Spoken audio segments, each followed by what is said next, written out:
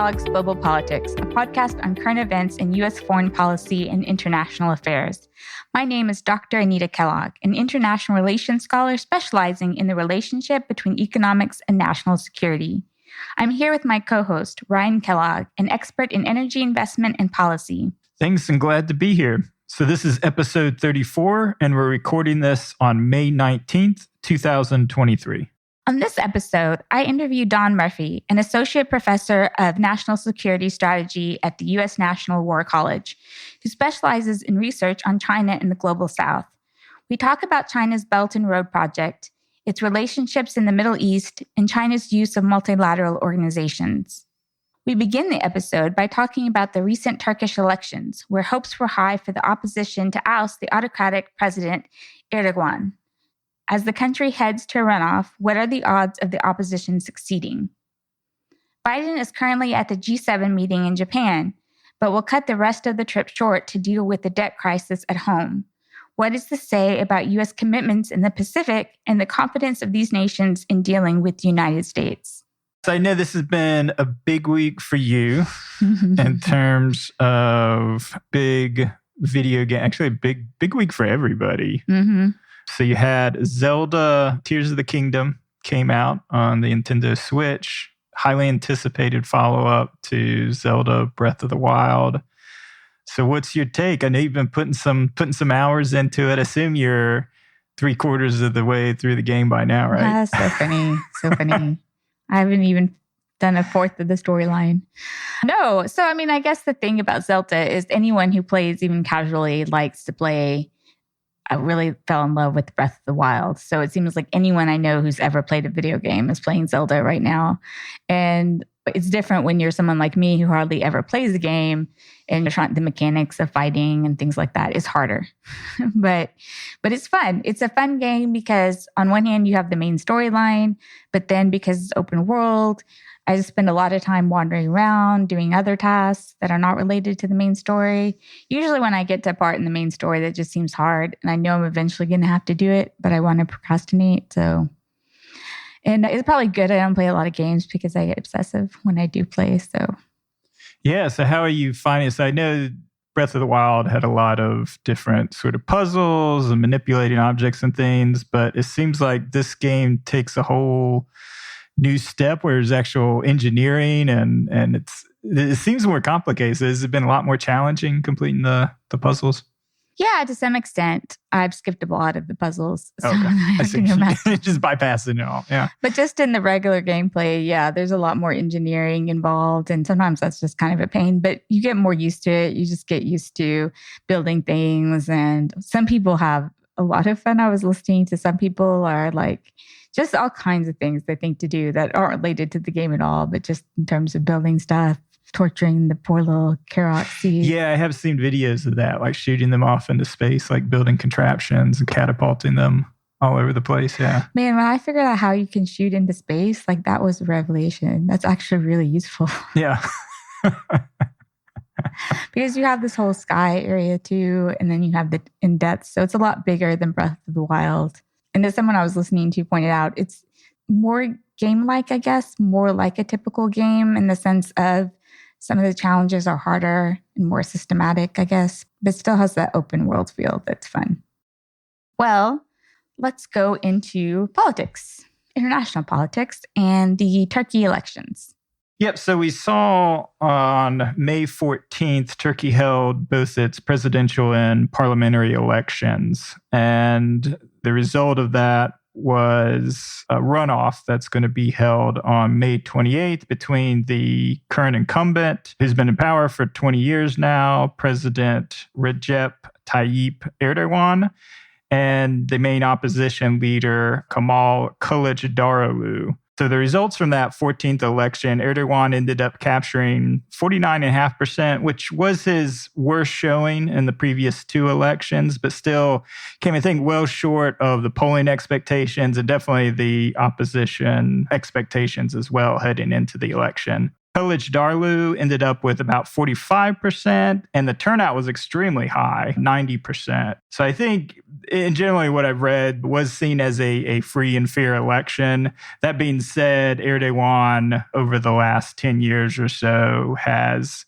taken control so much of the state apparatus, including the media. So yeah, it's free and fair in a sense that everybody got their say at the poll and there didn't seem to be any manipulation in the votes. But in terms of control of state power and the media, Erdogan had a significant advantage heading in. I think heading into the runoffs on the 28th, it's definitely Kılıçdaroğlu is seen as the major underdog. And that's just given the fact that, yeah, there's only a 5% gap. And you did have a third candidate that ran in the initial May 14th election, President Erdogan, but he's a right-wing nationalist. So it's very likely that the 5% of his voters are going to switch over to Erdogan. So I think it would come as a huge surprise if Kılıçdaroğlu would be able to actually overcome that deficit at the end of the day. When you have 90% of the population already voting, that means it's really... Yeah. There's almost nowhere to pick up extra votes. Yeah, exactly. I think the other thing that was encouraging from Erdogan's point of view, so his party, the Justice and Development Party, so the AKP, did very well within the parliamentary elections. So again, they did better than expectations. So out of the 600 seats, AKP's governing alliance retained the majority of the seats, so 322. I think that came, and this is despite all of the headwinds that, frankly, Erdogan was facing, given, one, what was seen as a wide mishandling of the response to the earthquake in February, where 50,000 people died in southern Turkey, as well as the rampant inflation that's going on within the country. Yeah, some of the commentary I read was sort of like, well, if you can't defeat him under these circumstances, then there may not be circumstances to defeat him. And I know there was a lot of optimism going into this election. I follow a couple Turkish expats that I know, and they were for weeks, they were very bullish on the opposition, and a lot of that momentum, not only in the polls, but just thinking about how terrible the economy is right now and the general economic situation for the average Turkish citizen. I mean, part of the hope is not just within Turkey, it's outside of Turkey, because Erdogan has made so many autocratic reforms, and there's hope that you could see a more democratic Turkey with the opposition win. Yeah, exactly. And I think what has really carried him is the almost cult-like following that he has amongst the rural class and more religious within the countryside. And this has really built up over, frankly, a fairly successful first decade when he was in power. So he became prime minister in 2003. During this time, Turkey had significant economic growth. I think people's lives and poverty rate generally fell during that first decade. And it was really seen around the world as a model of democratic Islamists within the region. Well. Yeah, they still had respect for, because Turkey was founded as a secular republic, and he generally respected norms. And it was really during that second decade, as he consolidated power, that you saw this increasingly autocratic rule and the abandonment of secularism. And that was one of the key drivers of the July 2016 coup attempt, which you had part of the Turkish military attempt to seize power. Ultimately, it failed because not enough of the rest of the military leadership went along. And then you had significant civilian opposition go into the streets. So Erdogan's, again, very loyal supporters go into the street blocking these troops. So the coup attempt fell apart really quickly. And then following that, you had the massive arrest and government purges of 40,000 plus bureaucrats. So that's when it really consolidated. A lot of the secularism has been slowly deteriorating as more and more emphasis on Islamic religious practices are put in place and made mainstream. So it's really part of this greater narrative that he's told around the restoration of the Ottoman Empire and Turkey's central place within the world.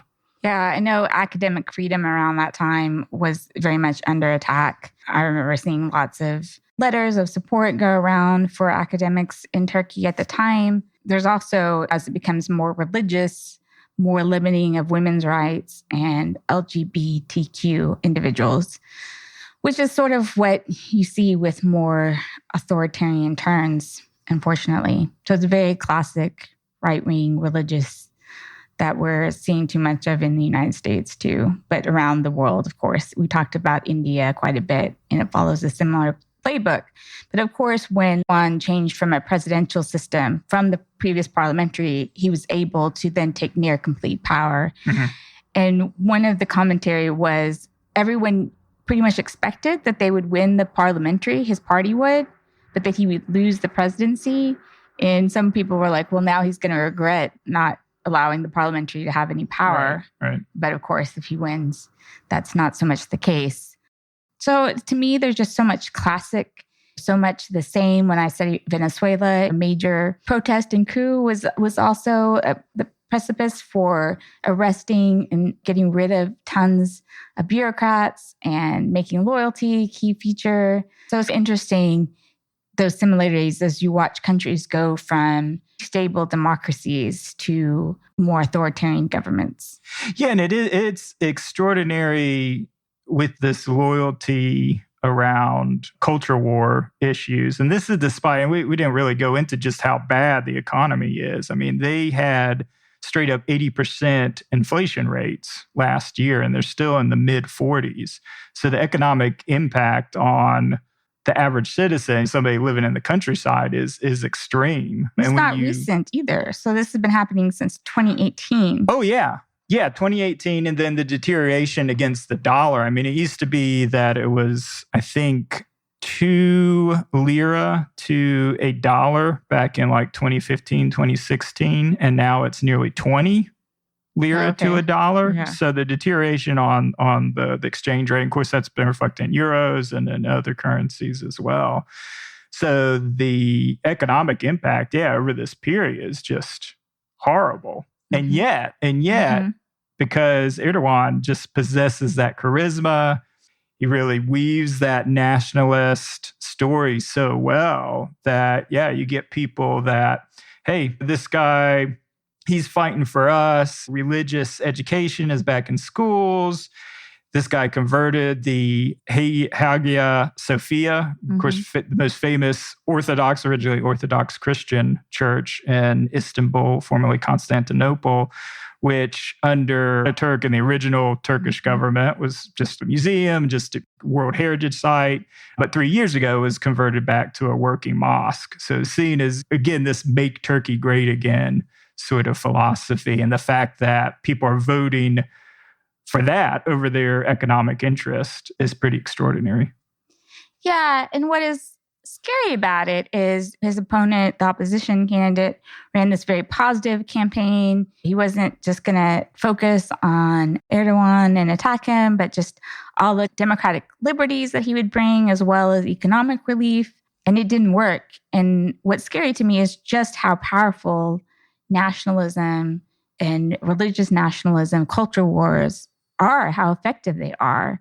And I don't think anyone knows of what is the good counter to that. And if there's not a formula that can counter it, then what is our confidence that we can keep countering in the United States when we've lost in so many significant places, many, many states, not only limiting women's rights, but diversity, even mental health funding, which is ironic. But it scares me that how powerful that culture war rhetoric is and how difficult it is to counter it in any way.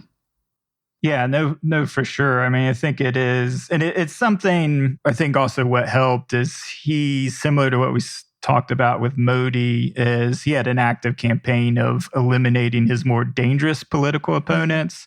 I think the reason that Kılıçdaroğlu snuck through is because was a mid-level bureaucrat for most of his career. Comes across as a nice guy. Kind of reminded me of like a Jimmy Carter sort of presentation. You have Erdogan and his campaigns talking from the 1,000-room palace that he built after becoming president versus Kılıçdaroğlu, who's speaking from the kitchen, chopping up onions and talking about common matter things. But yeah, it didn't resonate. What do you do with 1,000 rooms? I don't know. I don't know what you do. Have all your cronies have their families? I don't know. I mean, I think even like places like Versailles didn't have 1,000 rooms. Yeah, no, the only place I can think of similar was in Brunei, where the Sultan had a palace. I don't know if it was 1,000 rooms. It was probably 500. It was huge. It was much bigger than Versailles. Yeah. It was a very large palace. So I can only imagine what this... Cannot just fathom what you do with it. After that side note, so there are significant consequences for U.S. foreign policy. As you might expect, the autocratic turn of Turkey has made it more favorable to Russia and China relations. So that's complicated its relationship as a NATO partner. Although there are some difficulties in China relations due to the Uyghur issue. But it is Turkey's third largest trading partner behind Russia and Switzerland. So I think that just trickiness that we've seen, but it has fulfilled its NATO commitments in regard to the Ukraine war. And because of the relationship with Russia, it has been able to be a go-between with Moscow, having brokered the Ukrainian grain shipment deal and potential investment and eventual peace talks. I thought the other interesting thing is there is high expectations that Turkey, which has been together with Hungary, withholding approval for Sweden's admission into NATO, that everybody's expecting, even with this likely result, that Erdogan will win in next week, that really being held up for domestic politics. And Sweden's done enough passing anti-terrorism bills, because again, it was around Swedish support for the Kurds. Right. But because this is going to be such a hot button domestic issue for Turkey anymore, the thought is that they'll go along and approve Sweden's membership going forward. So I guess that's positive. I wonder what Hungary's objection is. I don't know, maybe just the pressure then of just having one single holdout. They feel like they can break that opposition with Hungary. I'm not even sure what Hungary's opposing Sweden on, other than that they're pro-Russian. Why? But they approved Finland. Finland was approved. They did approve Finland, yeah. Yeah, so I don't know why Hungary has an interest. I don't know. Yeah. Just pro-Russian. Just curious there. So I think it's an important election. Turkey is a very important country to NATO and to the West. And seeing what happens, it is definitely disappointing to see the opposition fail. Yeah, and I think you're spot on in terms of what it could potentially signal if the far right in the U.S. gains power. I mean, they obviously have models. Orban in Hungary is one that they mentioned. I don't know if they brought up so much Erdogan as kind of example, probably because he's Muslim, not a good example, but definitely the policies. Trump's come out and said the cleansing of the deep state, where Erdogan did after the 2016 coup, is that's exactly what he wants to do. He'd love to get rid of 50,000 bureaucrats and fire them immediately and put in loyalists. Yeah. So it's clearly a game plan. And again, it's this feedback loop where they're using the same talking points. I was surprised to see, George Soros was mentioned by Erdogan in the campaign, mentions the American deep state, which I guess is fairly typical abroad, but has become common here as well. It's always the CIA interfering with your elections. And then, of course, the assaults that you mentioned on LGBTQ activists as a central part of the campaign. So it's like they're influencing each other, and this circulation of nastiness and ideas that's obviously very disturbing. Very. So another reason why it's disappointing to see that tactic to be so effective. So going on to other news, although we're not dealing with the debt crisis specifically, but Biden's meeting in the G7 right now emphasizes how the debt crisis has a very important foreign policy component to it. To one extent, if we don't pay, if we default, it will do real harm not only to the American economy, but to the global economy. So there's a lot of concerns over that. in maybe smaller, but certainly important ways when we think about different efforts to counter China. So Biden, who is currently in Hiroshima, Japan, focusing on coordination and assistance to Ukraine and sanctions against Russia, although as we'll talk about, there are many other important issues that there is also on the table. He had to cut the rest of his trip. He was planning on going to Australia, and it was going to be the first presidential visit to Papua New Guinea. And I'll get into why that's important a little bit later. He had to cancel both of those efforts. And those are really critical into our strategy against countering Chinese influence and Chinese security. And it just really frustrates me where you have this House committee looking at the China threat. We talk about the China threat all the time, but we focus so much on just punitive actions towards China where we again fail to follow through on our promises and our commitments to actually increase influence and counter Chinese influence and be more effective, I think, in just countering China as it is. And there are both security and economic consequences of that.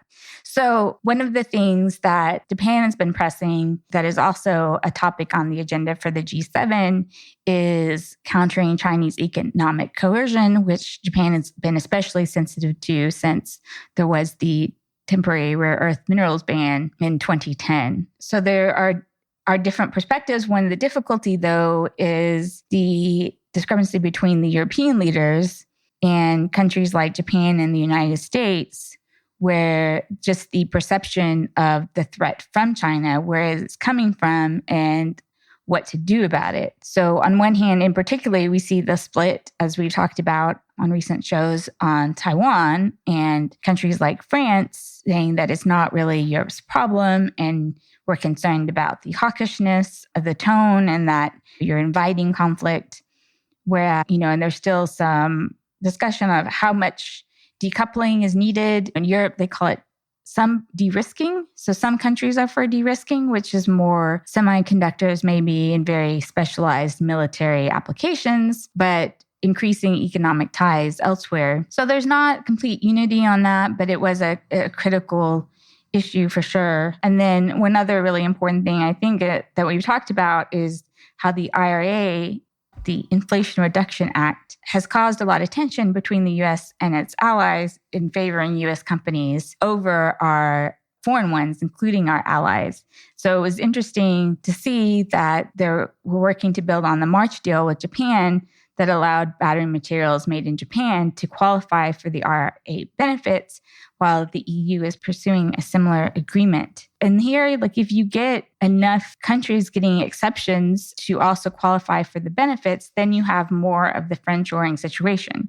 But then you decrease these domestic foreign policy for the middle class because you're no longer favoring U.S. companies and things built in the U.S. You're treating them like a U.S. company in terms of, let's say, the U.S. company's paying whatever 20% tax rate with these tax benefits of fulfilling the 80% sourced material for battery manufacturing. So a Japanese company can come in and get that same tax rate, let's say, as opposed to a country that's not doing that and they get taxed or tariffed. I don't know exactly the mechanisms of it, but I'm assuming it would be something like that. So it's not actually money out of pocket as opposed to tax collection. And okay, I got it. So yeah, no, I found that encouraging to see that, and this is what I was talking about in our last episode of this using the IRA as kind of a stepping point. I was not aware that they had reached the deal back in March with Japan around this and that they're pursuing something similar with the EU. So yeah, it'll be interesting to see how much traction they can get going forward on that and those sort of discussions. I thought the other interesting thing going back to the G7 meeting was around Japan's role with their fairly new prime minister, Kishida Fumio.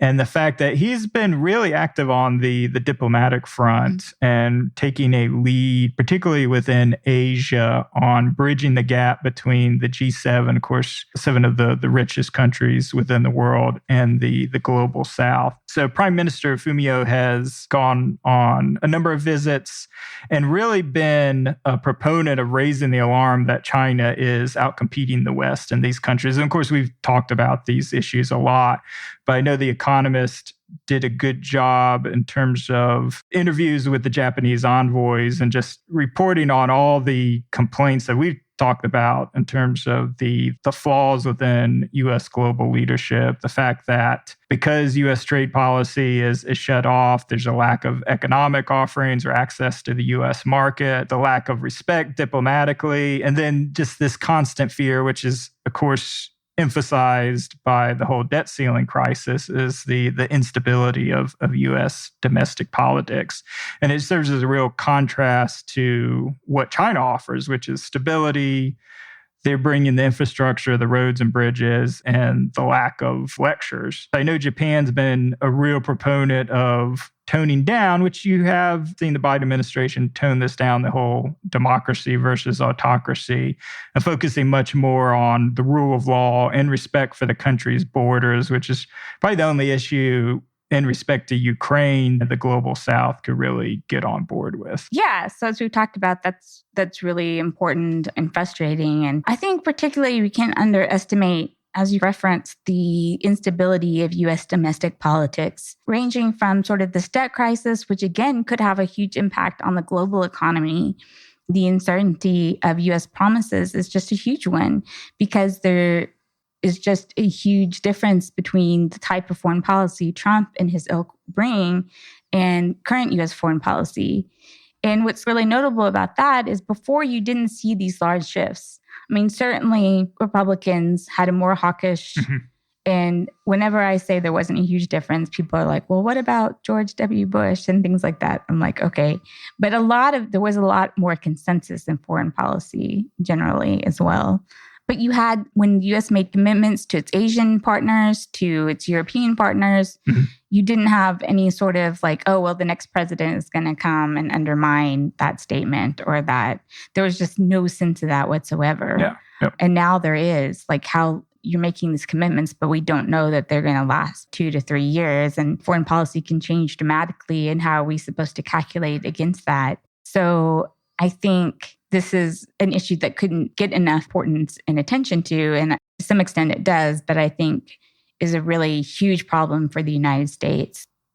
I think it goes back to that, the whole having our hands tied by populist forces, both on the right and left, around trade, and the fact that we can't come and offer them anything in terms of material benefits, access to U.S. markets, and the things that China has been a lot more effective at. Now, mind you, you have kind of their own developing world debt crisis caused by China, which we've been negotiating relief on, and they've certainly invested a lot less over the last 5 years. But nevertheless, the perception is that China doesn't come in and lecture us. China comes in and builds roads and bridges and provides financing. What are you guys offering? Right, besides lectures. And it goes back to, though, what really frustrated me about Sullivan's speech that we covered in our last episode was this idea that we don't need a reduction in tariffs, and that's all that trade agreements are, and ignoring what these countries actually want from the United States. Yeah, and it's funny you mentioned that tariff thing. So there was a thing on Twitter. So there's a new bill. 2 unlikely senators have piled up, again, populists on both sides. It's called the Sanders-Hawley Act. And and its proposals is to establish tariffs, huge tariffs on all Chinese goods, and not strategic at all. Like, for instance, toys would have a 70% tariff on them. Clothes would have a 60% tariff. I think electronics had like a 35% tariff. So this is the direction that significant leaders within the Senate are proposing in terms of sure, that's policy. A good solution to inflation. Let's make all. Yeah, exactly. Yeah.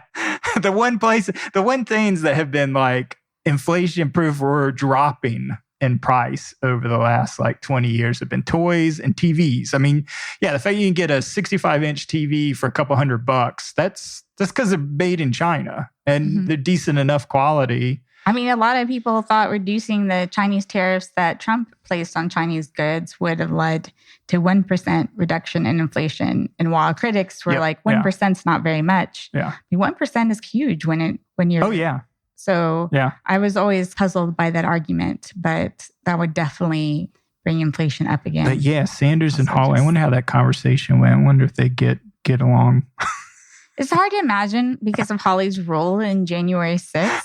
That's the part I don't get. Sanders sitting down and having this conversation with Hawley, who has just been so awful about January 6th. But yeah, that's where the populists on both sides around economic issues and trade, they find little pockets of agreement and enough to sponsor the Senate bill. So that's out there. So yeah, that's what makes it so, it seems like there's zero path to effectively going back to the days where you could actually negotiate these bigger bilateral, multilateral trade deals. It just seems like that's not where, I say the American population, but in terms of when it's framed in polling, I mean, free trade is popular. But in terms of the political class, it's seen as absolute toxic because I assume you just get hammered in the primaries. I don't know. It's really frustrating. And again, it sort of makes me feel like our China policies and just global policies are completely on the wrong track. Basically, the Chinese threat, if you want to call it, is not just primarily about Taiwan. It's about its growing influence. And we can't grow our influence without being able to offer more economic partnerships, which is what countries really want from us. And we can't just lecture them on democracy and expect them to be like, oh, I'm going to align my values with the US and choose the US over China when I'm getting these real economic benefits. I'm getting stability from China. And what are you offering me? And sometimes things in name only. So what's also interesting that came out of the interview with Don is just the use of multilateralism of China. So we've been very focused because we won't do these multilateral trade deals and one-on-one partnerships, whereas China has that too, but they are increasingly dealing with countries through multilateral institutions, some that they've set up, some that are already existing, and offering different types of economic and political partnerships that way. Getting to that aspect, one thing I didn't even know until it was canceled was Biden's trip to Papua New Guinea, which would be the first time a U.S. president would be there, which is not too surprising. I didn't even know how many people lived there, so I looked this up and it was 10 million people, which was bigger than I thought. And so there's been more emphasis on the Pacific Islands because China has been expanding its influence there and the U.S. feels like this should be their domain, really. And so the U.S. has been putting more money into aid deals, Peace Corps coming back to some of these countries. One thing with there are a lot of deals with Papua New Guinea that are on the table. And this is all part of, in September 2022, the U.S. announced its Pacific Partner Strategy, which is its first ever roadmap for the region amid increasing geopolitical competition between China. And so the four pillars of that is strengthening U.S. partnerships and Pacific regionalism, resilience, and prosperity. But what was interesting is that obviously a lot of this is supposedly revolved around economics. I mean, that's definitely what these countries want. But one of the things that, of course, we're giving them more is in security, and that they're working toward a defense cooperation agreement with Papua New Guinea. Going back to what the Japanese brought out, that the rest of the world complains about the U.S., is having the president there is a sign of huge respect and commitment. And as the Japanese have mentioned, that the feeling that American diplomacy doesn't treat them with respect. And so that's why I think Biden's visit was so important. In canceling it, it's not basically the White House said, well, we're still going to pursue these sort of deals with Papua New Guinea and we're confident we'll get them. But you lose some of that respect and belief that the United States is committed to this regional partnership strategy. So I think that's really unfortunate. I mean, the other one is Australia. So a lot of people, that has to do with the Quad. But my feeling is like, okay, it's snubbing Australia, but at the same time, it's Australia. I feel like we can make that up. but it's not the same level of lack of respect that canceling a trip to Papua New Guinea shows. Yeah, it's definitely a huge missed opportunity, which is a shame. But I mean, I think it's probably the right call to come back. And But he has to. Yeah. Because they have to negotiate the deal within a day or two. Right, yeah. They don't have much time because of Congress not being there. Yeah, they have to get it done within the next week. I mean, because Yellen's already announced. I mean, June 1st is really the end of the line, unless they mint that $1 trillion coin, which I know a lot of Democrats are encouraging, that would just use the 14th Amendment to bypass Congress. But that's a whole other... That doesn't give the markets great confidence either, that you have to use a legally questionable maneuver in order to honor your debts.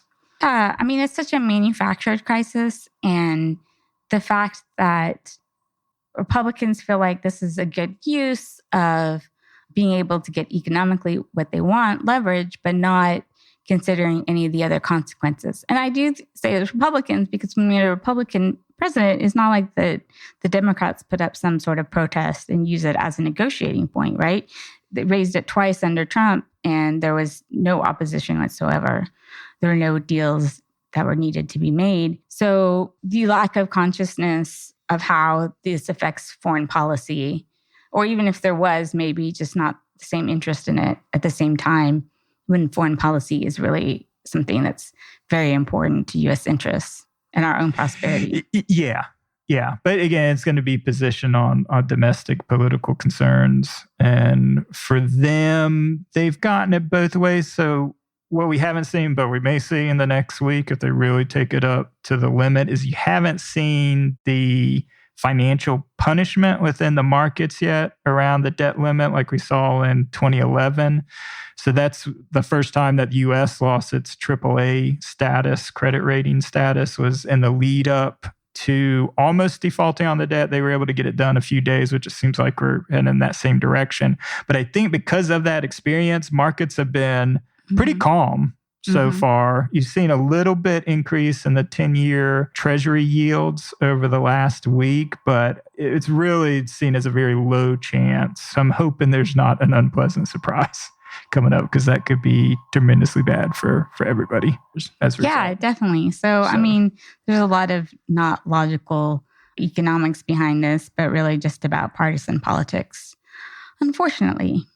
Well, I think we should go on to the interview. I really enjoyed having the opportunity to speak with Dawn Murphy. She's a colleague at the National Defense University, but I had known her before that. And she has a lot of insight. She has an excellent book on China and the Global South. And as I mentioned in the intro, the Belt and Road Project, which is something we haven't covered on the show before. I thought one of the interesting things that came out of that was when she was talking about, we always talk about the Global South countries understand that if they accept all this like technology from China, that there's this threat that China will have backdoors into surveillance and aspects of that.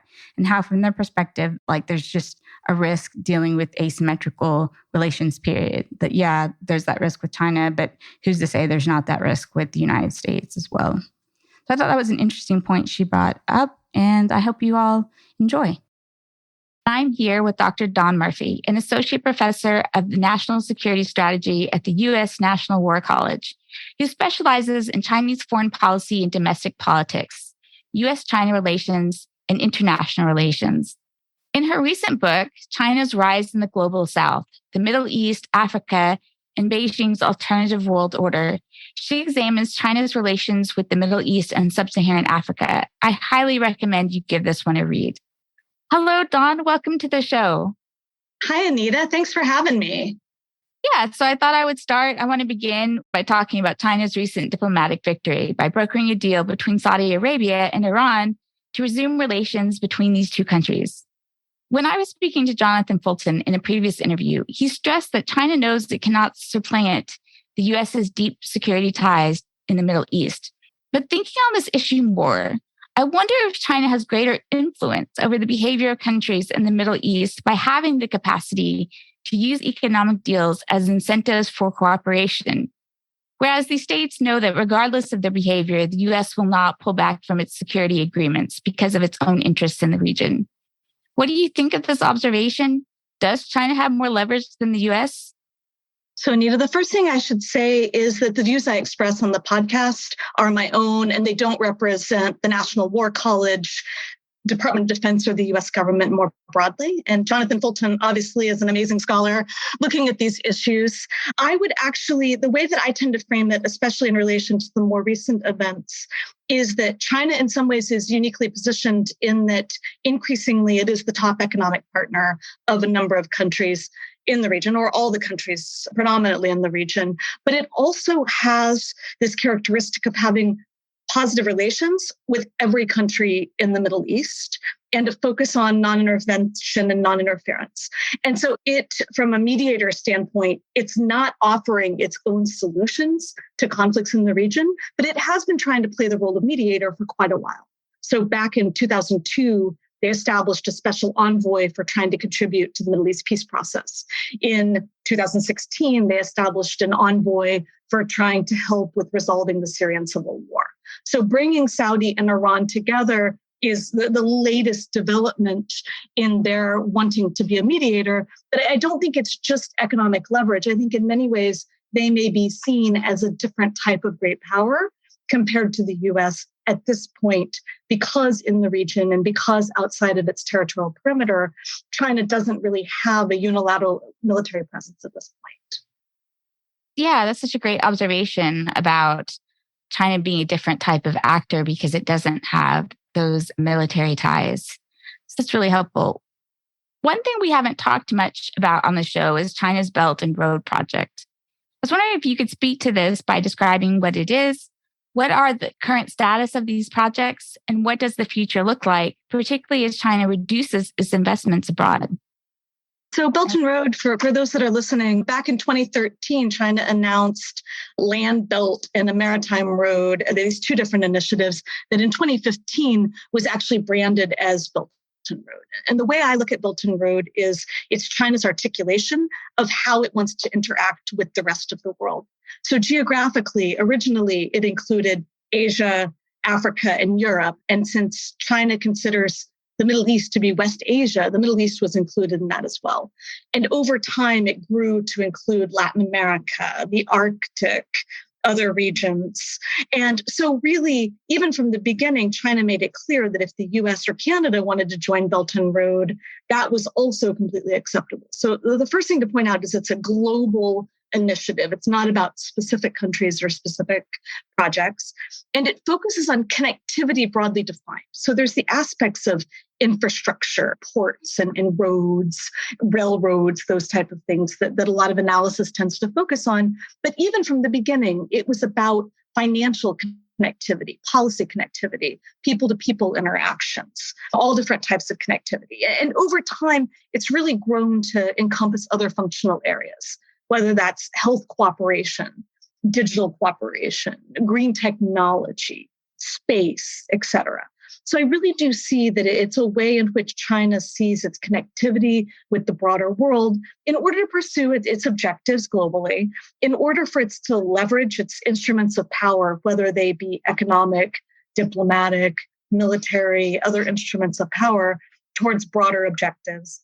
And there is a dynamic in Belt and Road that from the very beginning, you could see part of it as a reaction to tensions with the US and tensions in Pacific Asia.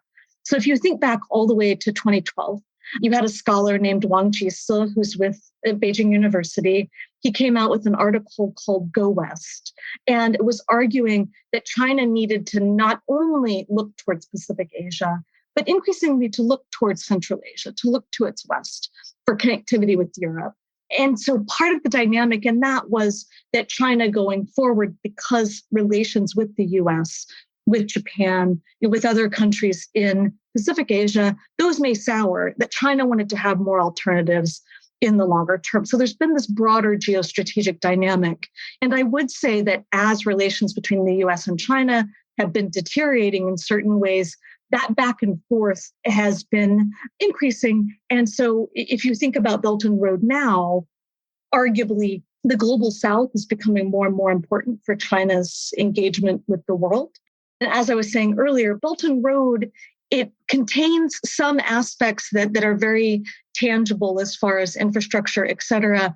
But increasingly, I would say Belt and Road is really an umbrella under which China puts almost all of its foreign policy tools in dealing with much of the world under. And if you think about the Global Development Initiative, the Global Security Initiative, and other foreign policy efforts that China's been engaged with recently, I think those are more tied to Belt and Road and China increasingly articulating its vision of itself in the international system broadly defined.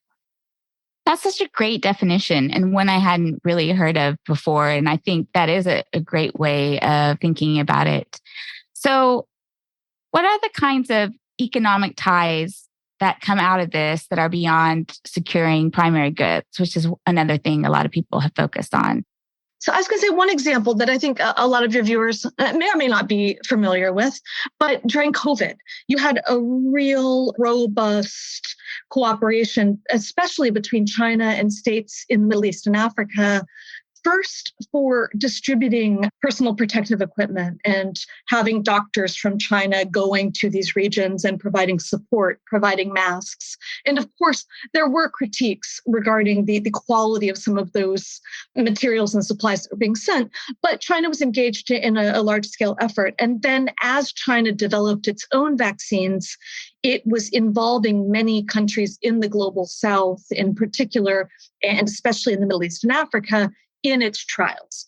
And then as you started to have China actually producing vaccines, it engaged in co-production and joint ventures with a number of countries. So if you think about the United Arab Emirates, Algeria, Morocco, Egypt, South Africa, all of these countries actually started co-production of vaccines that would be produced and then distributed more broadly out to these regions. So that would be one example of robust cooperation. And as that cooperation increased, you also had a lot of follow-on effects. So for example, as you're very well aware, I'm sure, during COVID, many societies started to use more technology in order to monitor individuals, their status associated with being tested, their movements, et cetera. So you started to have a lot of implementation of surveillance technology for health purposes, especially in the Arab Gulf, for example, that was a follow-on effect.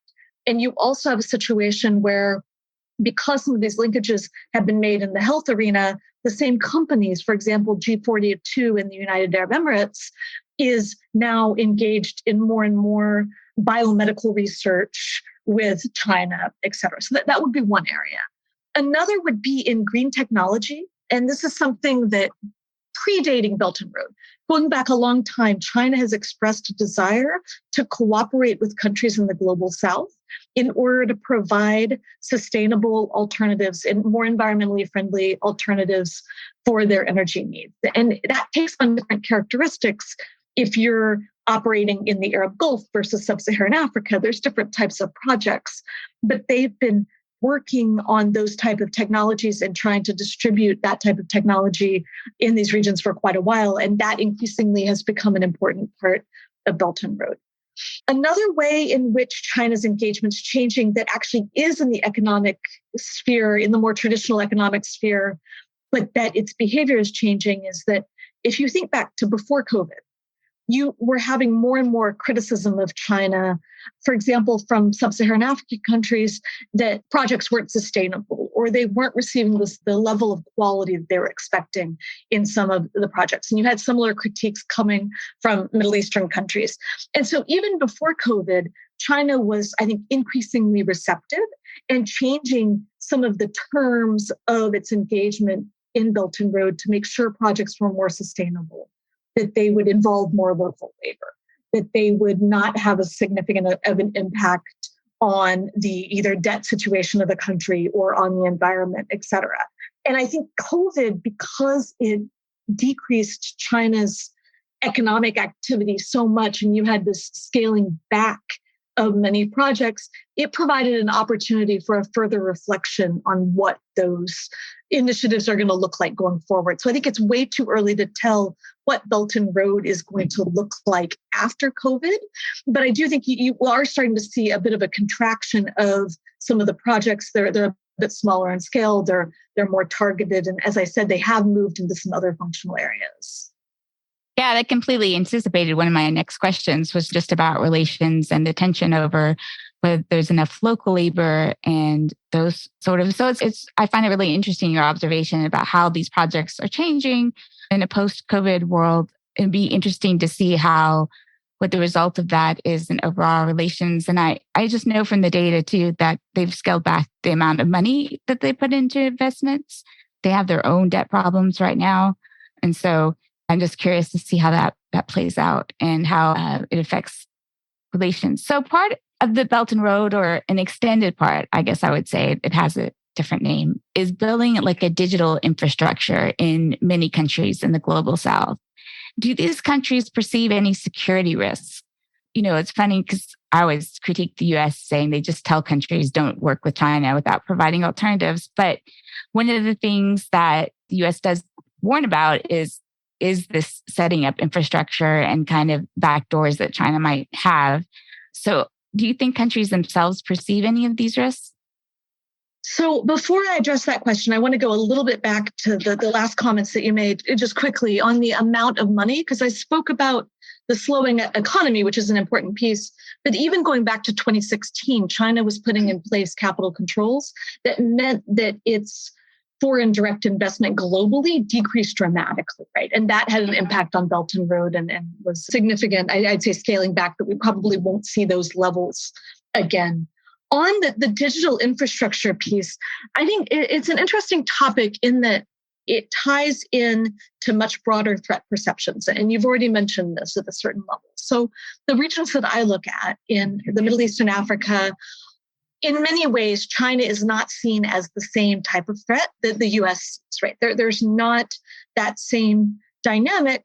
Although countries in these regions, I think, of course, are always going to be a bit apprehensive regarding great powers and what their motivations could be. And I think are very aware of asymmetric relations with any great power could be detrimental to their interests, right? So I do think in many ways they look at China, although China may play a unique or a different role in certain ways, I do think they see China as another great power coming in that has advantages of having a larger economy, having a larger impact politically on a global scale, et cetera. So on the digital piece specifically, I think it's really complicated in that, for example, putting in telecommunications infrastructure.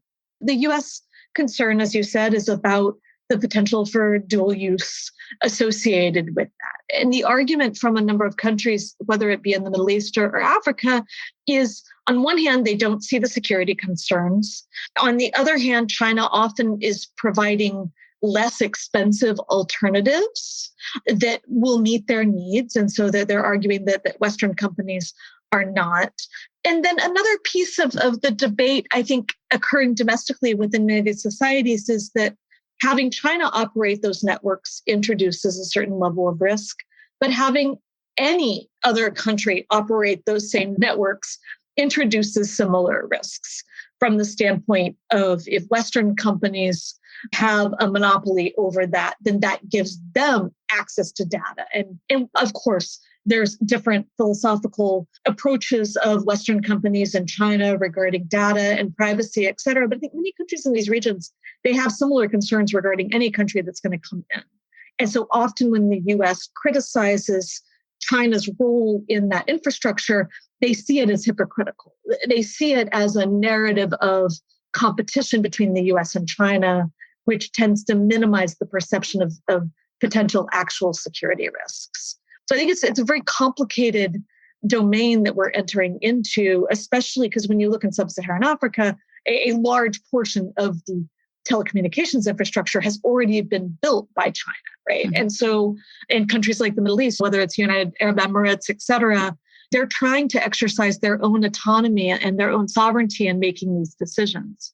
But if they want to continue to have positive military relations, very strong military cooperation with the US, I think the US does need to think through what risks having a Chinese dominated presence in a port or in a telecommunications infrastructure or in other technologies, I think the US has to look out for its interests as well. So I think it's a very complicated story. Yeah, and it's a great point that from their perspective, they see that either way, there's some security risk, regardless of what country is operating it. And while the US has to think about its security ties and the consequences of having this infrastructure built by China. I just want to say, I think it's not even just the global South, right? Europe has different views about this in many cases and doesn't see China as much of a security risk, although that has been changing. I mean, I think developments in Xinjiang and regarding a level playing field, and I mean, the dynamic in Europe is changing, I think, quickly and is quite fluid. But compared to the US, I think many European countries also don't have the same level of threat perception in relation to China with the US. That's true. And it is interesting to see the ways, I mean, the US put a lot of pressure to get rid of the infrastructure of Huawei in Europe and refuse those deals. So it's interesting. The US is having to make this case, and the differences in what people's perceived interest is, nations' perceived interest, and how they receive that. But definitely the US sees that threat more strongly than other countries do, even in Europe. Sort of on the security topic, much has been made about China's single overseas military base in Djibouti. Do you think that China is seeking to increase its military presence abroad? And if so, what might that look like in the future? I'll keep most of my comments more focused on Middle East and Africa because I look at that more closely. And I do think the dynamic is a bit different when you look at other regions. So as you said, Djibouti, that's China's first declared overseas base, but many of the militarization of features in the South China Sea have very base-like qualities, right? And so these two regions, Middle East and Africa, I would say that at this point, China's primary military and security engagement tends to be through multilateral organizations. It's through United Nations peacekeeping. It's through multilateral anti-piracy, right?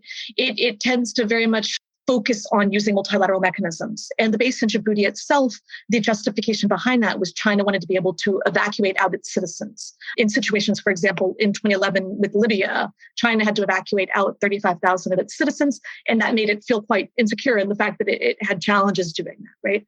It also is stating that it wants to participate in anti-piracy. It's very much framing its base as wanting to protect those interests, to be able to help protect sea lanes of communication, et cetera. And so I think if you have any future basing activity, especially on the continent of Africa, it's likely going to be tied to similar concerns, and China still being very hesitant in having any sort of unilateral military presence. So I don't personally see a big shift in Chinese thinking or in kind of rhetoric associated with moving towards having a more robust basing presence. So if you look at the Department of Defense annual report to Congress about China's military power, there are a number of countries that the US has labeled as countries that the US is concerned about this type of activity.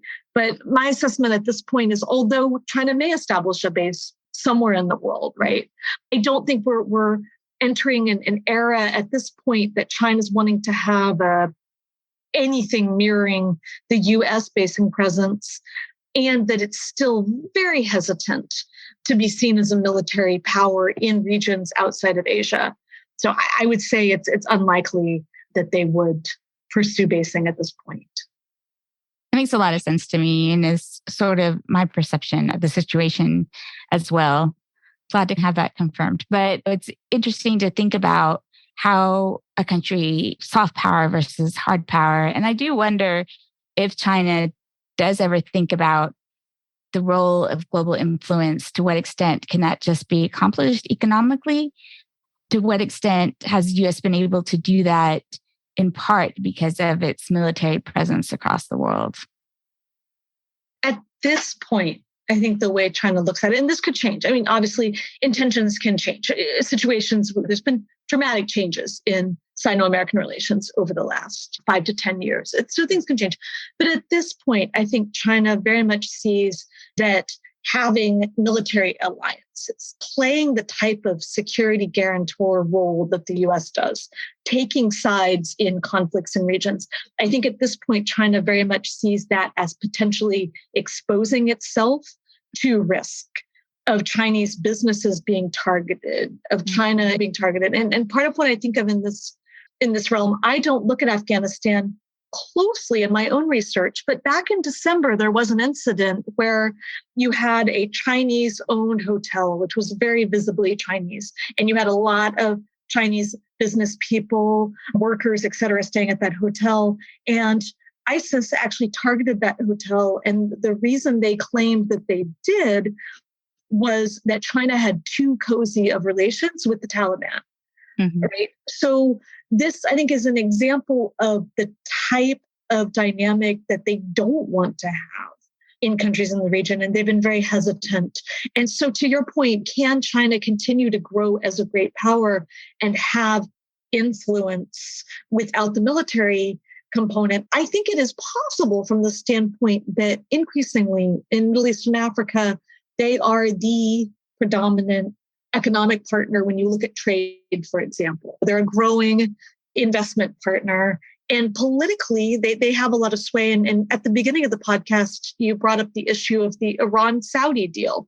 I think this is probably a perfect illustration in some ways of China playing a more predominant role and attempting to be a bit more of a peacemaker, but using their own approach of still focusing on sovereignty, of leveraging their close partnerships with every country in the Middle East. And I didn't say this earlier, but China has strategic partnerships with every single major country in the Middle East, minus Israel, right? So for them to have positive relations with Iran, Saudi, UAE, Turkey, and they have very good relations with Israel as well, right? And they have this ability, I think, to bring parties to the table. And as I said, they've expressed an interest in doing this in the Middle East. They've set up special envoys in Africa as well. So I think it's too early to tell the ways in which China can have global influence without a military component. But I can say from my own interviewing in the region, in the Middle East, I was over in the fall. And I don't think, at least the countries that I'm looking at right now, Saudi Arabia, the United Arab Emirates, I don't think that they believe that China is going to step in and play the same role as the US. They don't expect that China is going to provide security guarantees. I think they do view China differently in that way, which is part of why in an ideal world, they want to maintain the security relations with the US while expanding their economic and political relations with China. So I think many countries in Middle East and Africa, they don't want to pick sides. And increasingly, they're feeling as though they're being forced to on various issues. But I think ideally, they want to have multiple partners and to be able to leverage their relations with one in order to get a better deal or better relations with the other. Yeah, that's something definitely Ryan and I have talked about on this show. This fact that they don't want to choose sides and that they can find sometimes more autonomy in being able to have choices between those sides. Talked about China's neutrality by not having military presence. And I was just very fascinated by the Saudi Arabia and Iran deal and their unique ability to be able to broker it, because having such good relations with both, which is something a little bit unusual since, especially from a US perspective, which sees Iran as such a security threat and the differences there. But one thing that China has not been completely neutral about, and that's on Russia.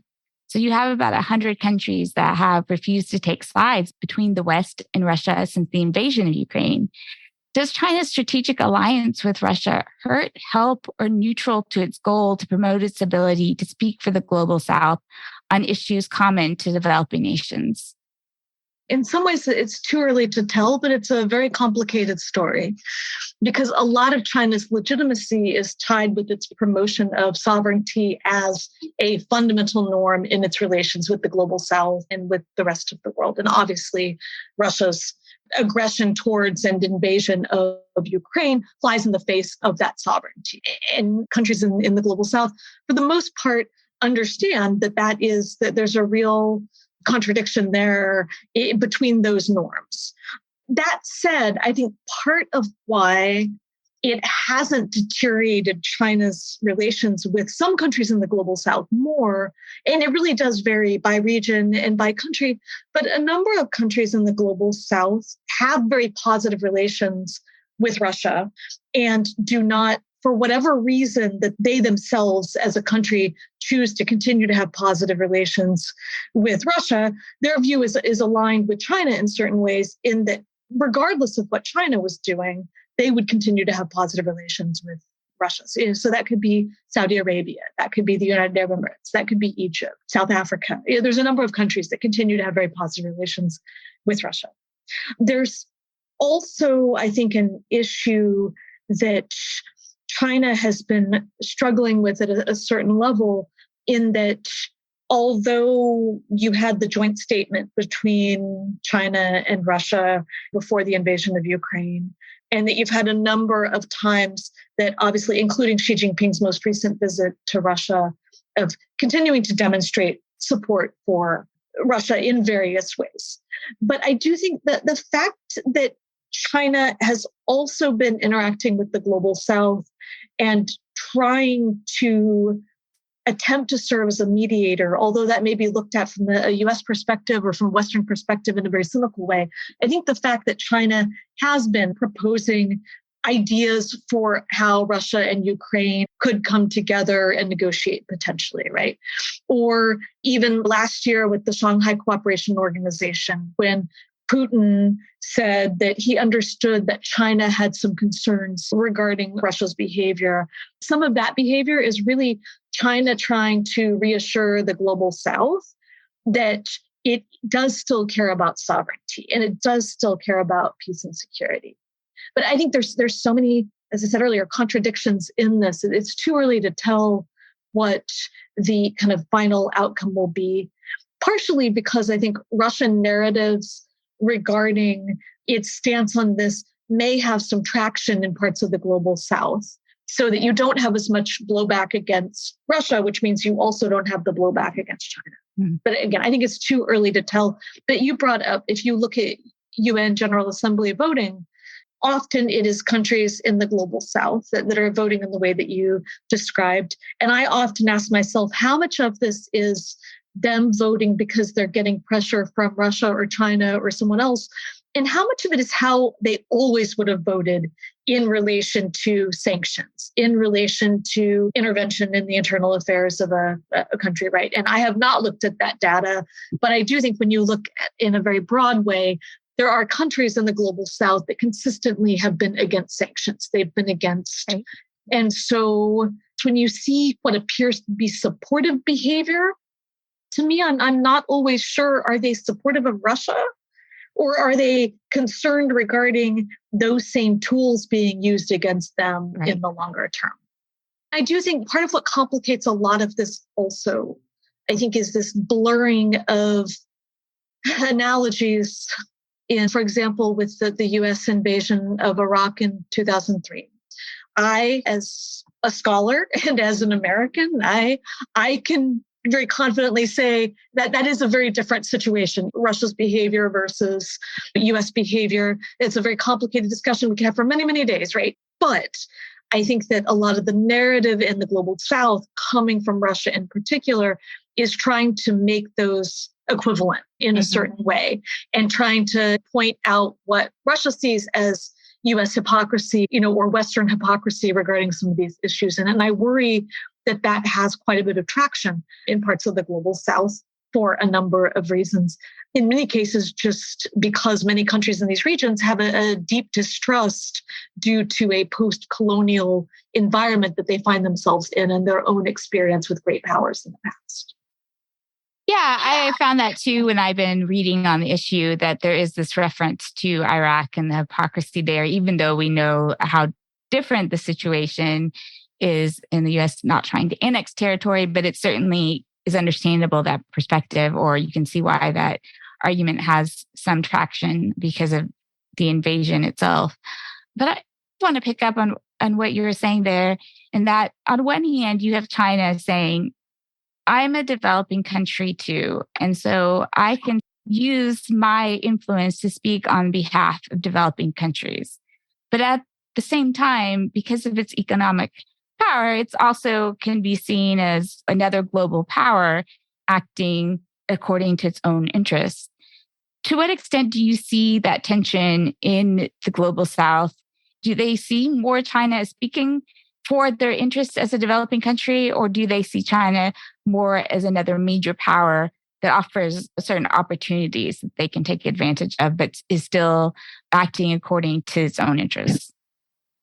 The honest answer is both, from the standpoint that for viewers that aren't as familiar with this, China has, really portrayed itself as a leader of the developing world, increasingly as a leader of the global South, having a real focus on South-South cooperation and on shared interests. And I think in many countries throughout the global South actually find that China is making a very genuine argument that although many of its cities have a per person income that are approaching Western countries and is approaching more developed countries, that many parts of China still are quite poor and that China struggles with a lot of the same challenges that countries in the global South do. And so I think on one hand, China is seen as genuine, especially when it is providing large amounts of foreign aid in the health sector, in education, providing lots of scholarships to countries in the global South.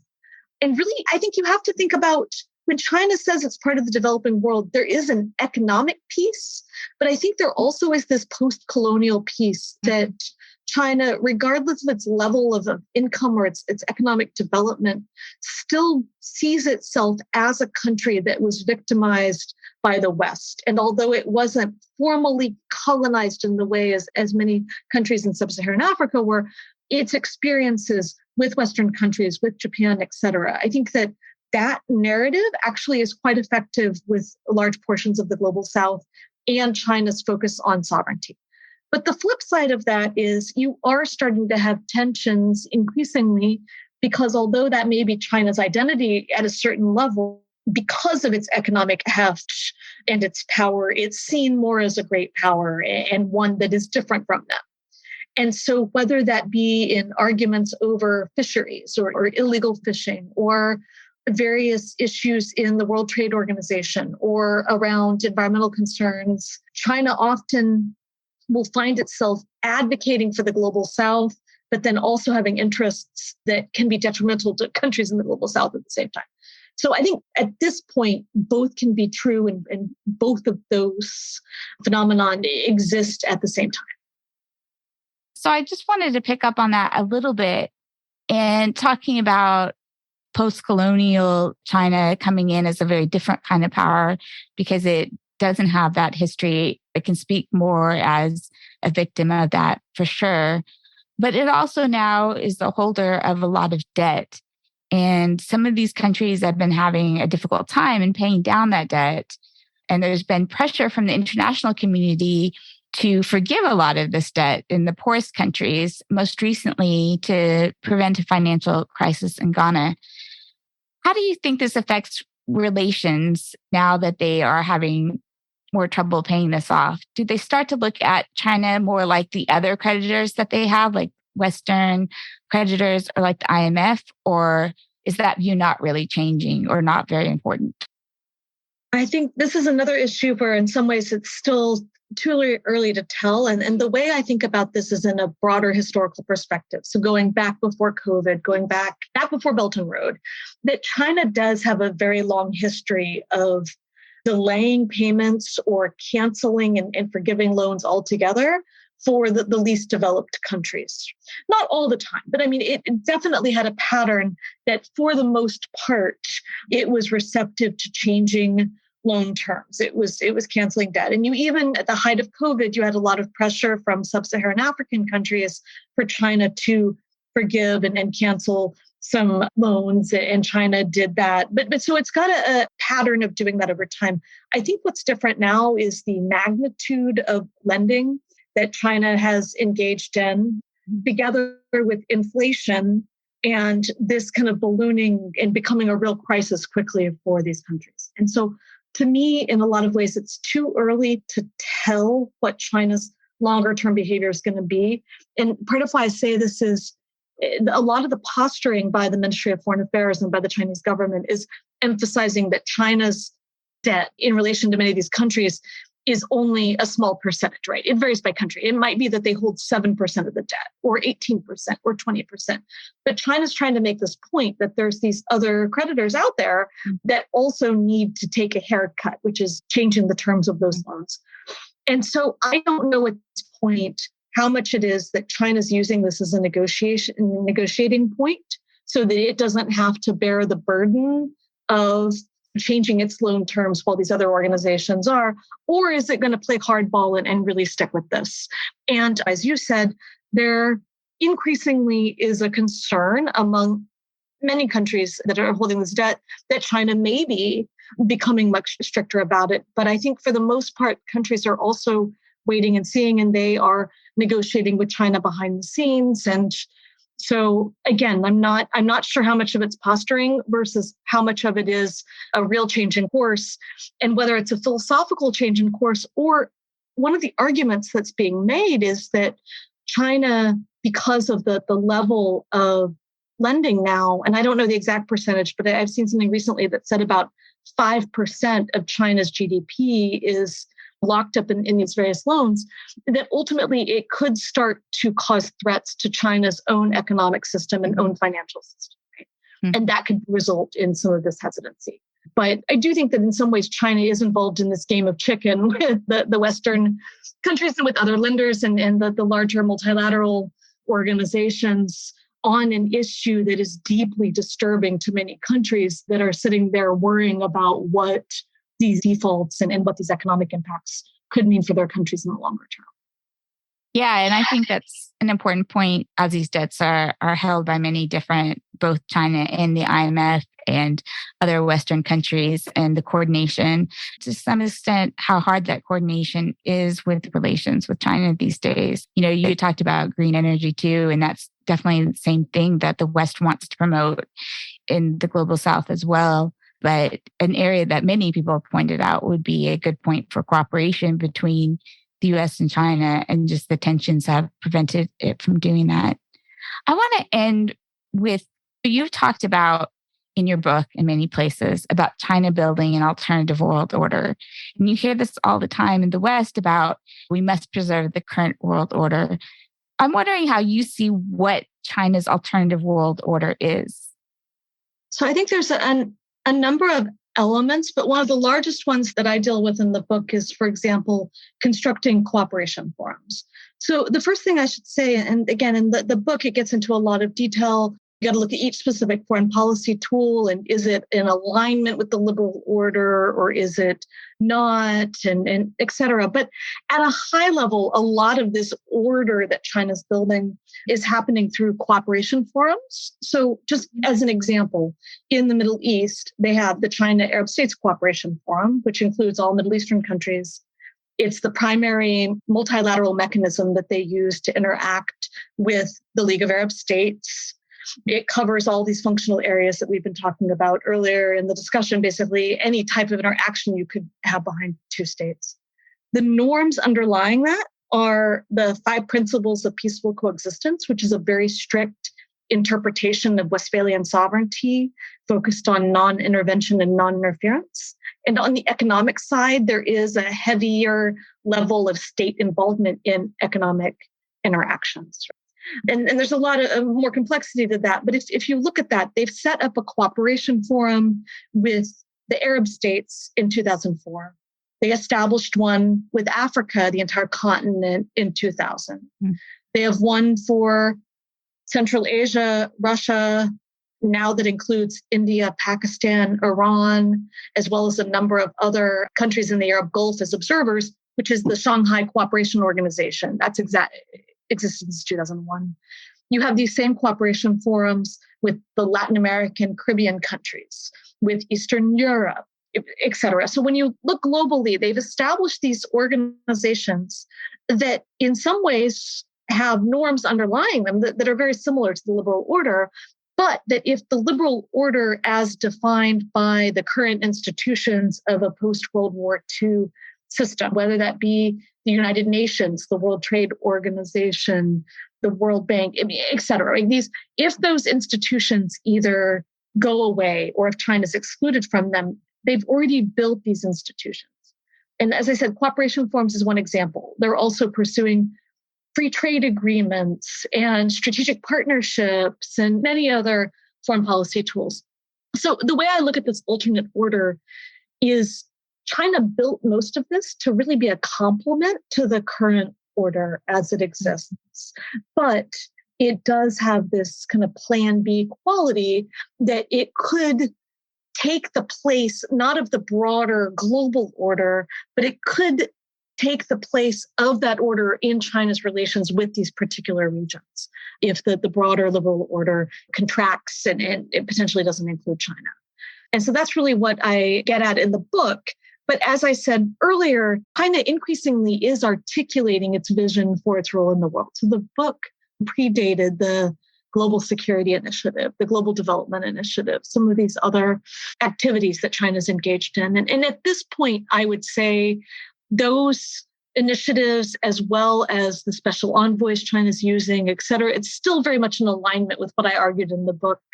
I don't think you see a Chinese attempt to overthrow or displace the current order in any fundamental way.